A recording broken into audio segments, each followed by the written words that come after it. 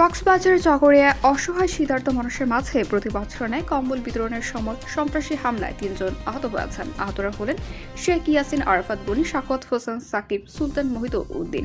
শুক্রবার ৯ জানুয়ারি বিকেল ৪টায় উপজেলার ডুলাহাজারা ইউনিয়নের ৮ নম্বর ওয়ার্ড পাগলির বিল এলাকায় এই হামলার ঘটনা ঘটে। পরে স্থানীয়দের সহায়তায় আহতদের উদ্ধার করে চকরিয়া সরকারি হাসপাতালে ভর্তি করা হয়। হামলার ঘটনায় থানায় অভিযোগ দায়েরের প্রস্তুতি চলছে।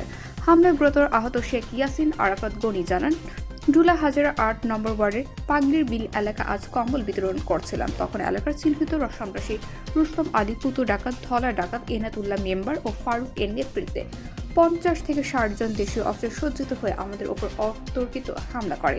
তাদের হামলা আমি সহ আরো ২ জন মারাত্মক আহত হই। আহত শেখ ইয়াসিন আরাফাত গনি, শাকওয়াত হোসেন সাকিব, সুলতান মোহিত উদ্দিন চকরিয়া সরকারি হাসপাতালে চিকিৎসাধীন।